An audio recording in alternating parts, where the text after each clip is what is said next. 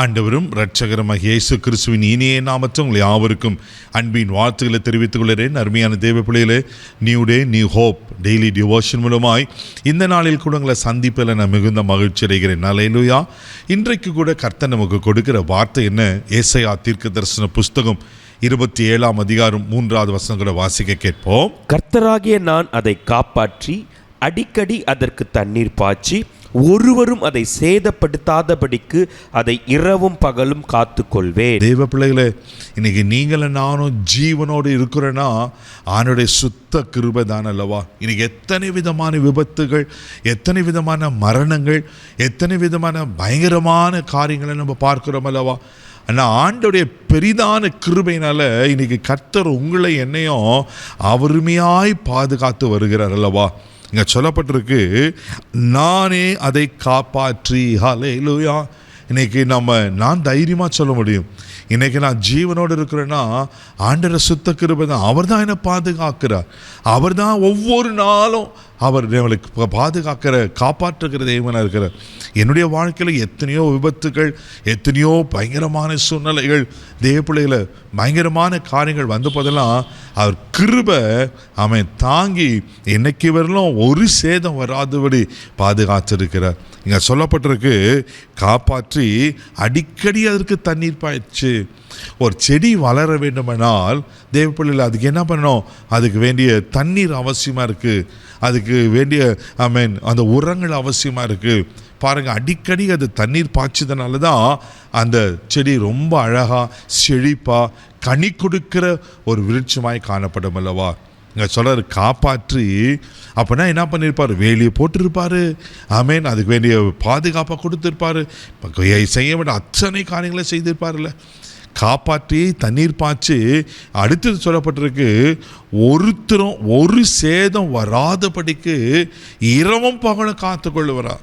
பகலில் பறக்க அம்புக்கும், இருளிலே நடமாட கொள்ள நோய்க்கும், மத்தியானத்தில் பாழாக சங்காரத்துக்கு நீ பயப்படாது இருப்பாய் என்று வாக்கு பண்ணின கர்த்தர் இரவும் பகலும்.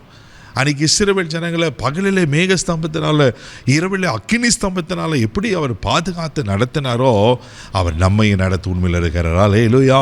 தானியேலின் புஸ்தகம் 6ஆம் அதிகாரம் 22வது வசனம் வாசிப்பீங்கன்னா, சிங்கங்கள் என்னை சேதப்படுத்தாதபடிக்கு தேவன் தம்முடைய தூதனை அனுப்பி அவைகளின் வாயை கட்டி போட்டார். அதுவோ என்றால் அவருக்கு முன்பாக நான் குற்றமற்றவனாய் காணப்பட்டேன். ராஜாவாகிய உமக்கு முன்பாகவும் நான் நீதிகேடு செய்ததில்லை என்றான். அல்லேலூயா. அந்த சம்பவம் உங்களுக்கு தெரியும். ராஜா ஒரு கட்டளை போடுகிறார், 30 நாள் அல்லவும் ராஜாவை தவிர வேற யாரையும் வணங்கக்கூடாது. ஆனால் தானியேல் என்ன செய்வார் என்று சொன்னால், தேவப்பிள்ளையில் இரவும் பகலும் அவர் எப்பவுமே ஜெபிக்கிறவனமா 3 வேளையும் தேவனை நோக்கி முறையிட்டு ஜெபித்து கொண்டிருக்கிறார். இதை பிரதானிகள் எல்லாம் பார்த்துட்டு ராஜாவுக்களை கம்ப்ளைண்ட் பண்ணுவாங்க.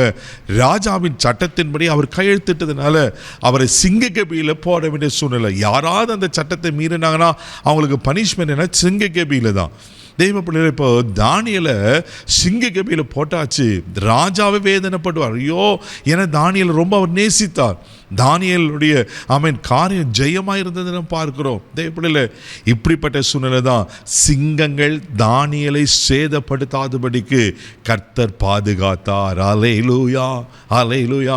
நீங்கள் அதே தானியேல் 6ஆம் அதிகாரம் 13ஆம் வசனம் 16ஆம் வசனத்தில் வாசிப்பீங்கன்னா அழகாக சொல்லப்பட்டிருக்கோம், ராஜாவின் கட்டளை வந்தது, ஆனால் ஆண்டவர் தானியேலை பாதுகாத்தார் அல்லவா? தேவ பிள்ளைகளே, இன்றைக்கு உங்களையும் உங்கள் வாழ்க்கையிலோ ஒருவேளை சிங்கங்கள் போல பலவிதமான சூழ்நிலைகள் நெருக்கி கொண்டிருக்கா, வியாதிகள் பயம்பெற்று கொண்டிருக்கா, ஒருவேளை அதிகாரிகள், மனுஷர்கள், உங்களுக்கு விரோதமான மந்திரங்கள், பலவிதமான காரியங்கள் உங்களை பயமுறுத்தி கொண்டிருக்கா. பயப்படாதீங்க, ஒன்றும் உங்களை சேதப்படுத்த முடியாது. ஏன்னா உங்களை பாதுகாக்கிற ஒரு ஆண்டவர் இருக்கிறார். உங்களுக்கு தண்ணீர் பாய்ச்சுகிற ஒரு ஆண்டவர் இருக்கிறார். இரவும் பகலும் உங்கள் மேலே அக்கறை உள்ள ஒரு ஆண்டவர் இருக்கிறார். ஒரு நாள் உங்களை கைவிட மாட்டார். தைரியம் போங்க, அவர் உங்களை காக்க காக்கிற தேவனாக இருக்கிறார். கண்களை மூடி நம்ம செபிக்கலாம். அன்பு தகப்பனே, உமக்கு ஸ்தோத்திரையா. ஆண்டவரே, உமக்கு நன்றி. எங்களை பாதுகாத்து எங்களுக்கு தண்ணீர் பாய்ச்சு ஒரு சேதம் வராதபடி இரவும் பகலுமாய் எங்கள் மேலே அக்கறையுள்ள தகப்பனே, உமக்கு நன்றி அப்பா. உமக்கு ஸ்தோத்திரம் ஆண்டவரே. ஆண்டவரே, யாரெல்லாம் ஆண்டவரே ஒரு பாதுகாப்பே இல்லாத அந்த சூழ்நிலை காணப்படுவாங்கன்னா, அப்படி உணர்ப்பாங்கன்னா, இன்னைக்கு ஒரு அற்புதம் செய்யுங்கப்பா. ஆண்டவரே, ஒரு சேதம் வராதபடி காத்துக்கொள்ளும்படியாக ஜெபிக்கிறோம்.